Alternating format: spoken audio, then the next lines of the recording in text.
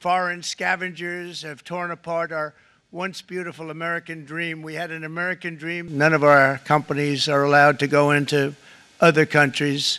And I say that, friend and foe. And in many cases, the friend is worse than the foe in terms of trade. But such horrendous imbalances have devastated our industrial base and put our national security at risk. I don't blame these other countries at all for this calamity. I blame former presidents and past leaders who weren't doing their job. They let it happen.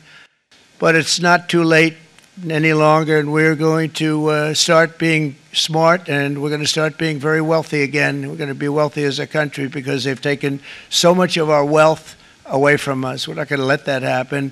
We truly can be very wealthy. We can be so much wealthier than any country. It's not even believable, but we're getting smart. Nearly a century later, in the face of unrelenting economic warfare, the United States can no longer continue with a policy of unilateral economic surrender. We cannot pay the deficits of Canada, Mexico, and so many other countries. We used to do it. We can't do it anymore. We take care of countries all over the world. We pay for their military. We pay for everything they have to pay. And then when you want to cut back a little bit, they get upset that you're not taking care of them any longer. But we have to take care of our people, and we're going to take care of our people first, and I'm sorry to say that.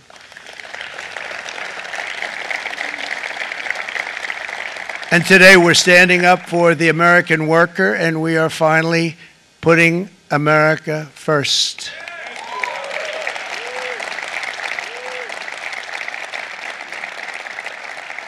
In short, chronic trade deficits are no longer merely an economic problem. They're a national emergency that threatens our security and our very way of life. It's a very great threat to our country.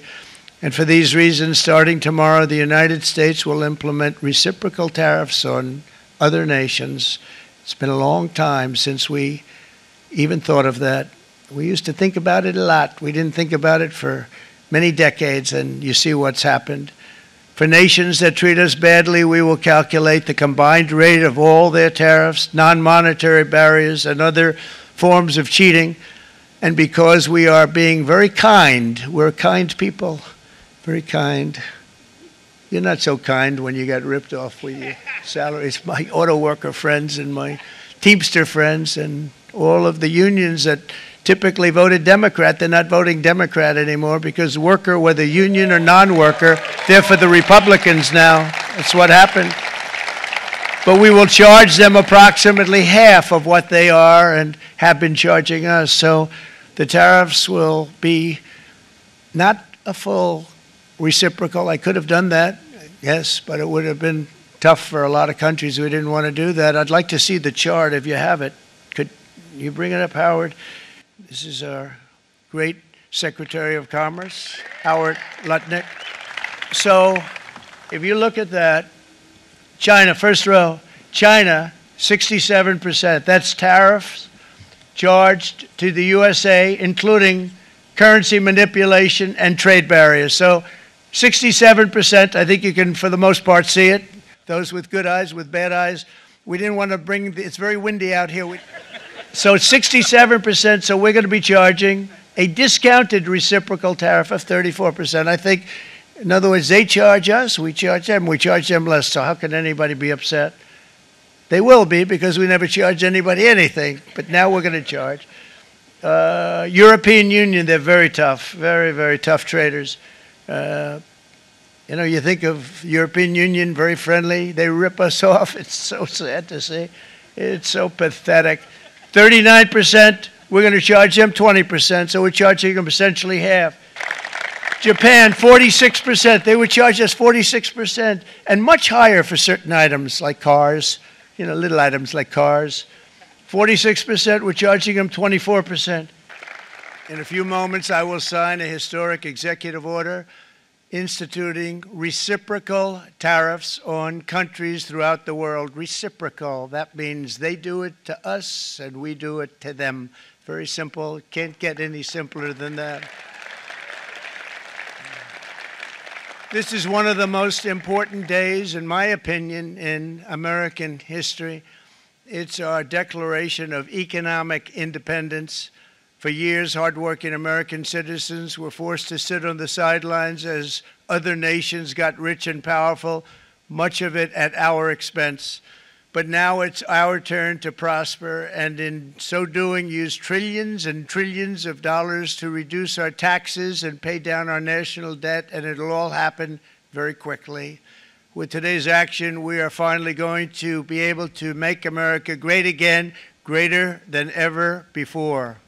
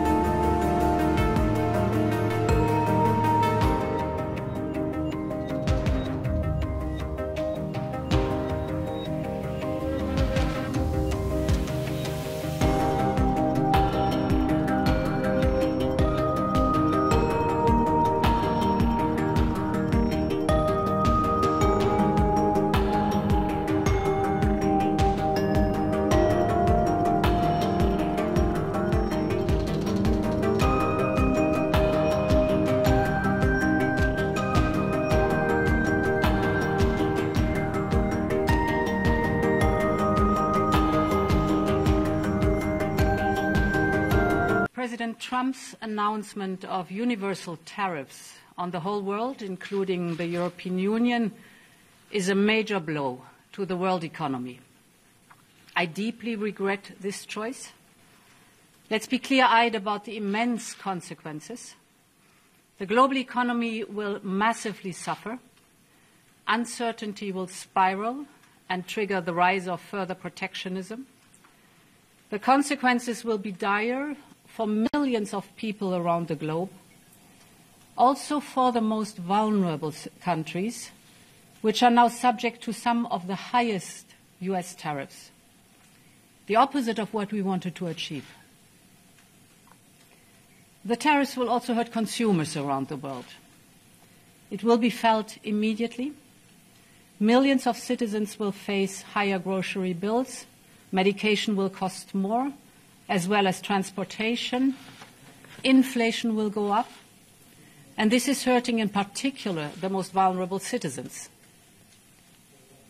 All businesses, big and small, will suffer from day one. From greater uncertainty to the disruption of supply chains, to burdensome bureaucracy, the costs of doing business with the United States will drastically increase. And what is more, there seems to be no order in the disorder, no clear path through the complexity and chaos that is being created as all US trading partners are hit. In the past 80 years, trade between the European Union and the United States has created millions of jobs. Consumers across the Atlantic have benefited from reduced prices. Businesses have benefited from huge opportunities, leading to unprecedented growth and prosperity. And at the same time, we know that the global trading system has serious deficiencies. I agree with President Trump that others are taking unfair advantage of the current rules, and I'm ready to support any efforts to make the global trading system fit for the realities of the global economy. But I also want to be clear. Reaching for tariffs as your first and last tool will not fix it. This is why from the outset we have always been ready to negotiate with the United States to remove the remaining barriers to transatlantic trade. At the same time, we are prepared to respond. We are already finalizing the first package of countermeasures in response to tariffs on steel, and we're now preparing for further countermeasures to protect our interests and our businesses if negotiations fail. We will also be watching closely what indirect effects these tariffs could have, because we cannot absorb global overcapacity, nor will we accept dumping on our markets. As Europeans, we will always promote and defend our interests and our values, and we will always stand up for Europe. But there is an alternative path. It is not too late to address concerns through negotiations. This is why our Trade Commissioner, Maroš Šefčovič, is permanently engaged with his US counterparts. We will work towards reducing barriers, not raising them. I know that many of you feel let down by our oldest ally. Yes, we must brace for the impact that this will inevitably have. Europe has everything it needs to make it through the storm. We are in this together. If you take on one of us, you take on all of us. So we will stand together and stand up for each other. Our unity is our strength. Europe has the largest single market in the world, 450 million consumers. That is our safe harbor in tumultuous times. And Europe will stand at the side of those directly impacted.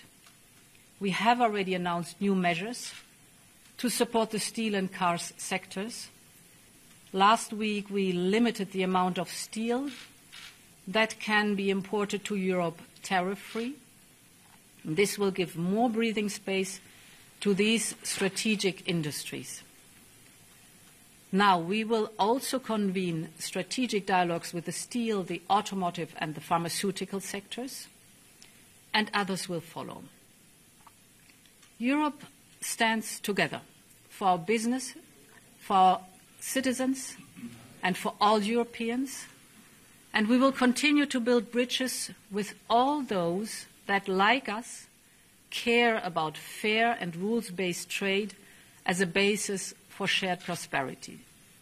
Thank you. 美方打着对等的幌子，对包括中国在内的多国输美产品加征关税，严重违反世贸组织规则，严重损害以规则为基础的多边贸易体制。中方对此坚决反对，将采取必要措施，坚定维护自身正当利益。中方多次强调，贸易战、关税战没有赢家，保护主义没有出路。中方敦促美方纠正错误做法，以平等、尊重、互惠的方式，同包括中国在内的世界各国磋商解决贸易分歧。美国单方面加征关税，违反世贸组织规则，损害的是各国人民的共同利益，也无助于解决美方自身的问题。大家看得很清楚，越来越多的国家反对美国加征关税等单边霸凌行径。はい、我が国からこれまでさまざまなレベルで我が国の懸念を説明するとともに、一方的な関税措置を取るべきでないので、などを申し入れてきたにもかかわらず、米国政府が今般の相互関税措置を発表したことは極めて遺憾であります。WTO 協定及び日米貿易協定との整合性に深刻な懸念を抱いております。どうすると表明していた国もありましたが、日本として報復関税についての見解。今般の発表を受け、改めて米国政府に対し、今般の措置が極めて遺憾であるのに伝えるとともに、措置の見直しを強く申し入れたところでございます。導入ににあたり、米国側は日本の自動車や農産品の分野に非関税消費。今般の措置をはじめ、米国政府による広範な貿易制限措置は、日米両国の経済関係、ひいては世界経済や多角的貿易体制全体等に大きな影響を及ぼしかねないと考えております。石破総理からは、すでに米国による関税措置の内容や我が国への影響を十分に精査しつつ、引き続き米国に対して、措置の対象からの我が国の除外を強く求めていくこと。So, President Trump has just announced a series of measures that are going to fundamentally change the international trading system. Now, in doing so, he has preserved a number of important elements of our relationship, the commercial relationship between Canada and the United States. But the fentanyl tariffs still remain in place, as do the tariffs for steel and aluminum. As of this evening, the tariffs on automobiles will enter into force, and the U.S. has signaled that there will be additional tariffs in so-called strategic sectors, pharmaceuticals, lumber, and semiconductors. So we're in a situation where there is going to be an impact on the U.S. economy, which will build with time. In our judgment, it will be negative on the U.S. economy. That will have an impact on us. But the series of measures will directly affect millions of Canadians. We are going to fight these tariffs with countermeasures. We are going to protect our workers, and we are going to build the strongest economy in the G7. In a crisis, it's important to come together, and it's essential to act with purpose and with force, and that's what we will.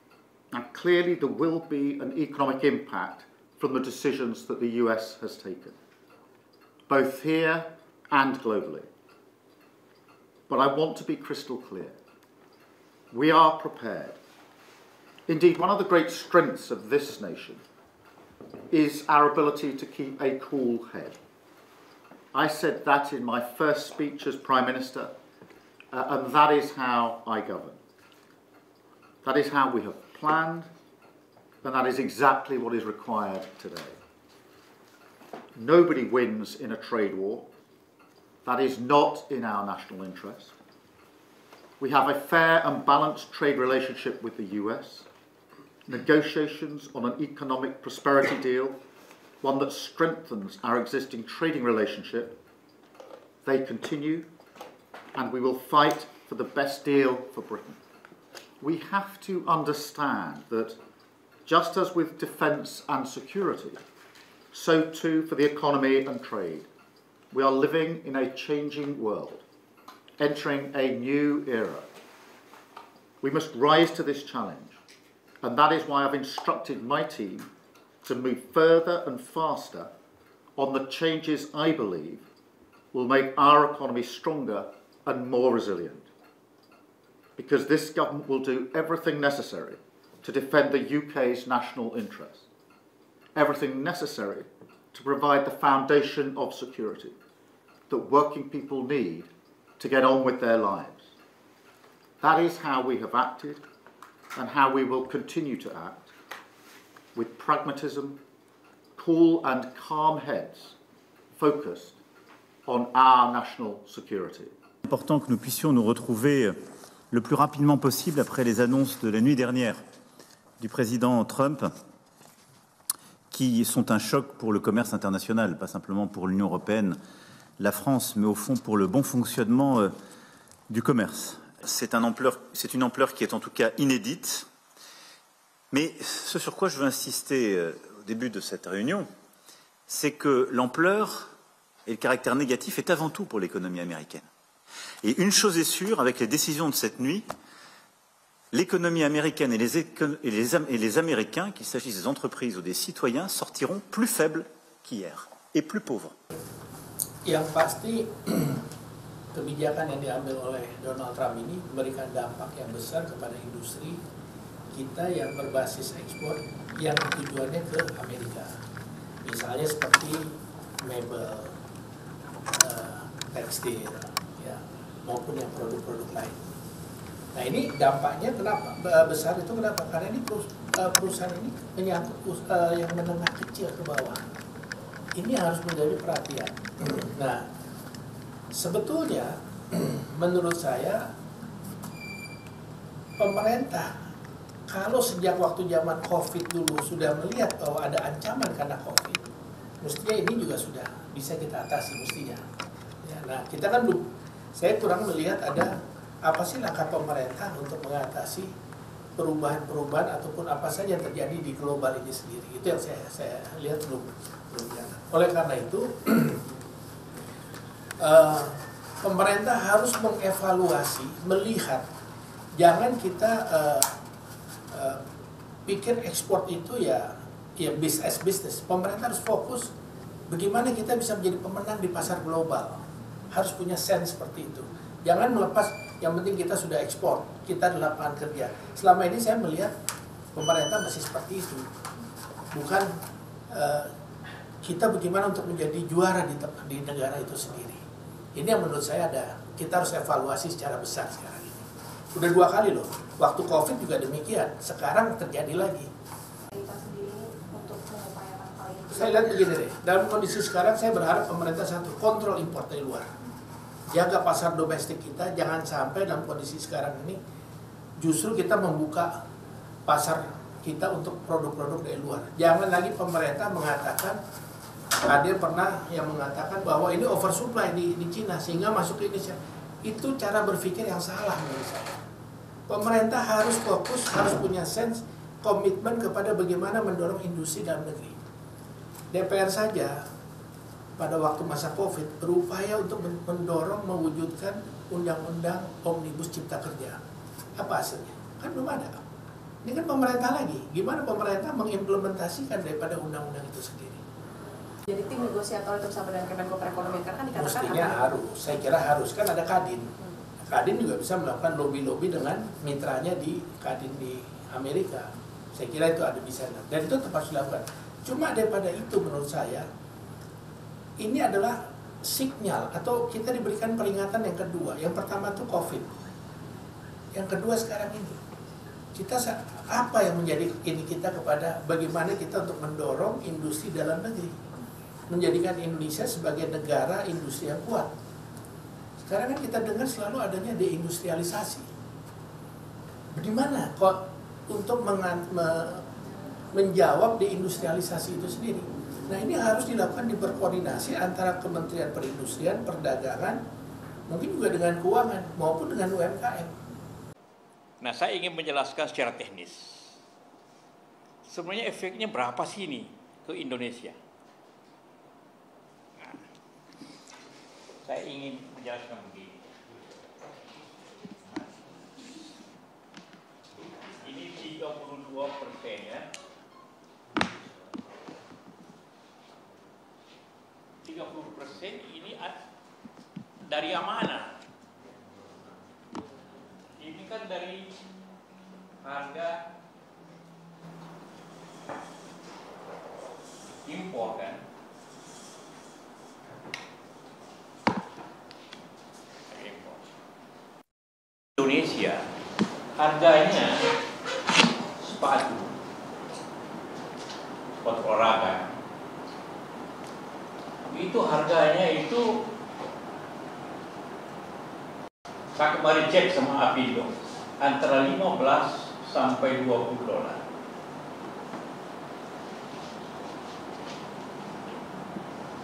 Itu sepatu. Nih. Jadi yang kena ini berapa harga jual di Amerika? Harga jual kalau Anda ke Amerika beli itu antara 50 sampai 70 dolar.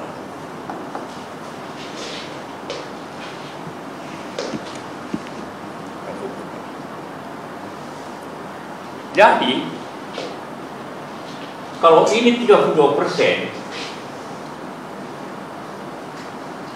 Kalau kita itu 20 aja, berarti $6.40 tarifnya. Jadi berapa di sini? Cuma 10% efeknya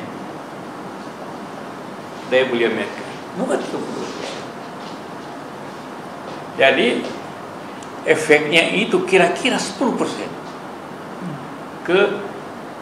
Masalah ini kan begini, siapa yang bayar semua ini? Yang bayar itu kan konsumen dan pengusaha Amerika, ya kan? Yang dia bayar itu ini ditambah ini.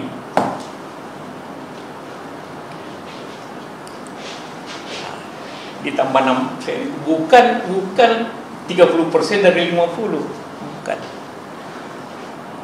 Jadi efeknya tidak segegap gempita apa yang dikenakan. Sama yang lain, sama dengan sawit, kita impor sawit. Yes, itu yang kita ekspor itu CPO.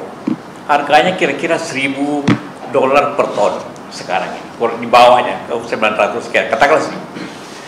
Itu dijadikan sabun, dijadikan vakum, dijadikan minyak goreng. Itu mungkin harganya 3-4 kali lipat setelah itu. Jadi tidak berarti semua nanti hasil CPO itu efeknya di Amerika 36%, 32%, tidak. Paling tinggi 10% semua. Komponen listrik, itu komponen mobil macam-macam. Itu juga setelah dibeli naiknya luar biasa. Jadi efeknya itu kira-kira kurang lebihnya itu 10%.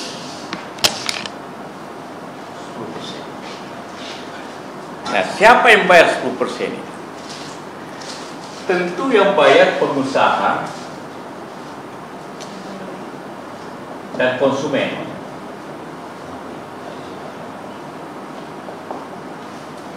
Amerika.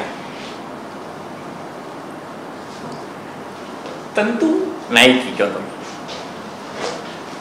Atau iPhone itu Microsoft. Maka mereka tentu tidak mau usaha. Tentu mereka tidak mau dagangnya habis. Maka mungkin pasti mereka akan efisienkan. Pasti mereka mengurangi mungkin iklannya atau apanya, pegawainya, sehingga dia bisa hemat 5% katanya. Pasti itu. Karena Amerika yang mahal apa? Logistik, toko. Dia pasti efisienkan itu supaya jangan kehilangan konsumen. Jadi ini bisa 5%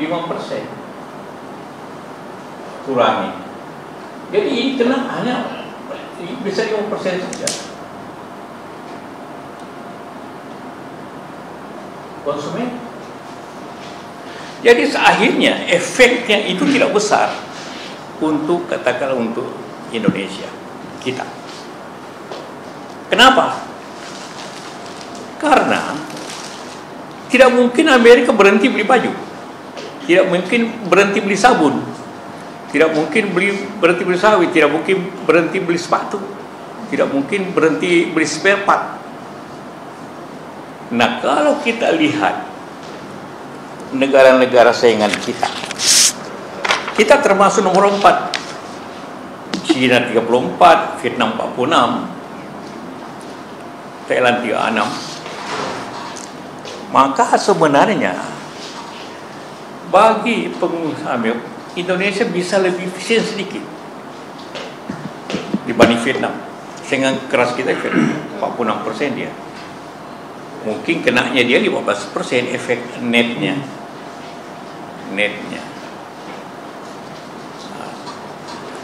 Jadi dari sisi ini bahwa efek itu tidak sebesar itu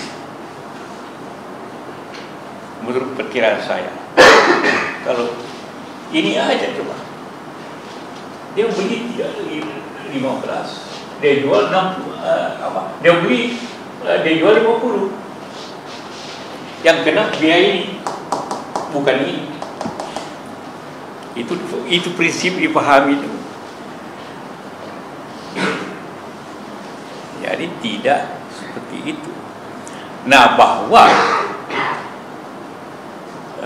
karena itu yang paling rugi nanti di Amerika sendiri. Karena itu kenapa sahamnya naik itu 16 sahamnya Microsoft, sahamnya turun semua saham. Karena yang kena nanti pengusaha Amerika yang kena sendiri. Dan juga di dunia ini yang kena juga Amerika. Contohnya di Kanada. Mobil tidak kena mobil berapa persen Kanada. Padahal di sana pabriknya Ford, pabriknya Chrysler. Di Meksiko, pabriknya GM, General Motor. Ada juga VW. Jadi juga yang kena tetap ini iPhone semua. Buatan apa? China, Vietnam. Pabriknya di sana. Amerika punya, tapi yang dibuatnya di China, kena biaya masuk Amerika. Jadi ini semua sebenarnya pressure, karena ini yang paling banyak kenanya justru Amerika sendiri, yang bayar Amerika. Kok ini yang bayar? Dia masuk itu yang bayar, bukan kita yang bayar. Kita efeknya saja, yaitu bahwa daya beli Amerika diperkirakan menurun karena harga naik. Jangan lupa, yang bayar Amerika yang bayar. Tetapi kemana uang itu? Kemana? Jadi tarif itu kemana? Bagi dua, bayar utang dan kurangi tax, pajak. Jadi rakyat Amerika nanti dia membeli barang sedikit mahal, tapi pajaknya dikurangi. Jadi sebenarnya daya beli Amerika dia desain tidak terlalu turun. Kalau tidak terlalu turun, maka kalau naik harga 10%, 5%, mungkin ekonomi Amerika biasa saja.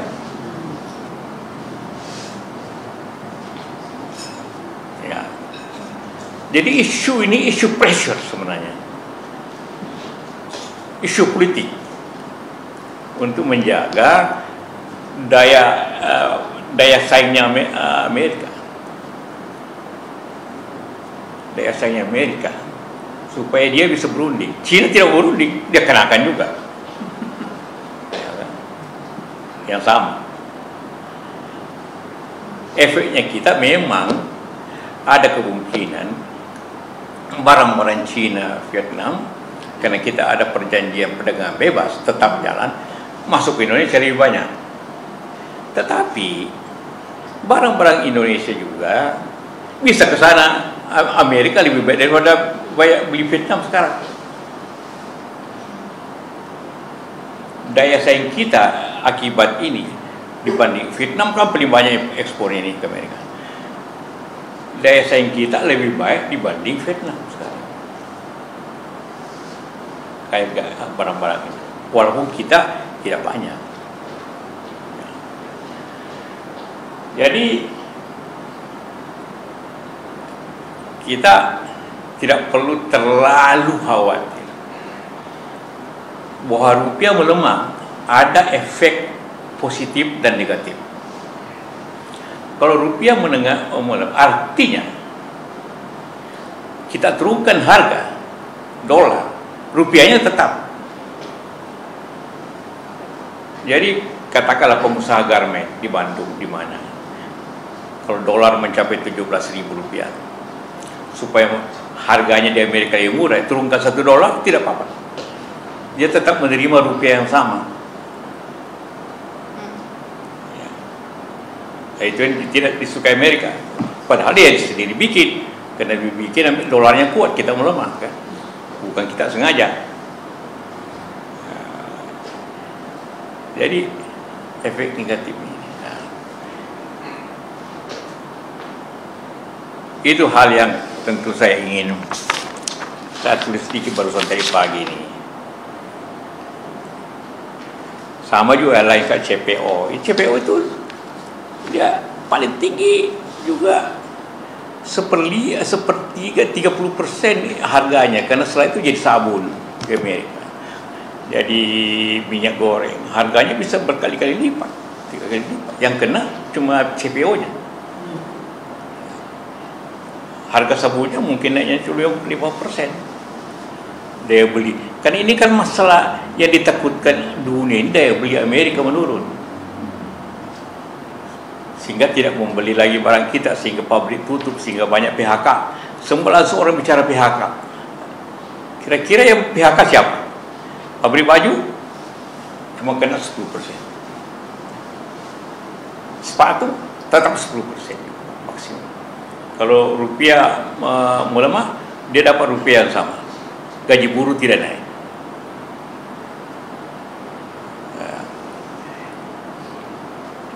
Jadi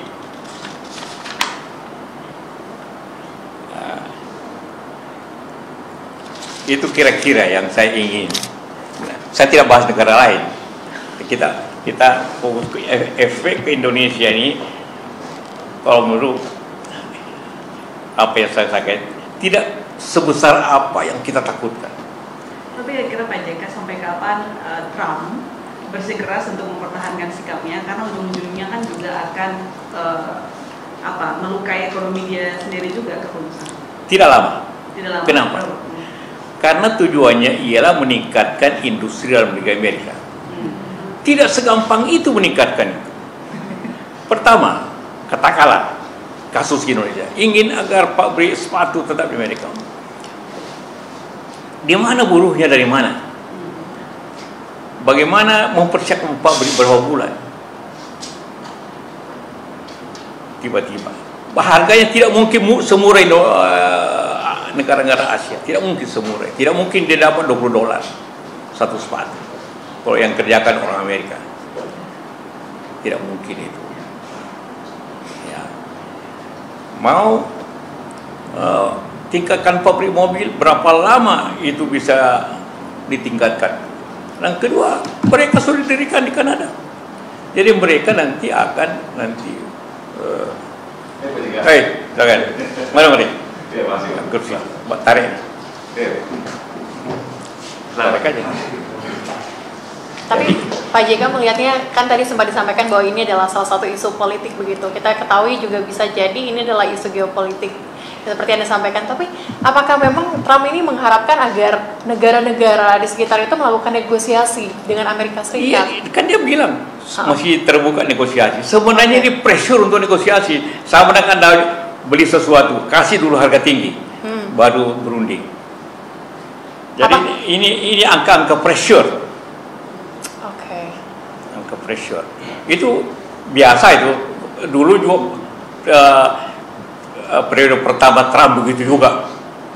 Pakas, setelah itu turun.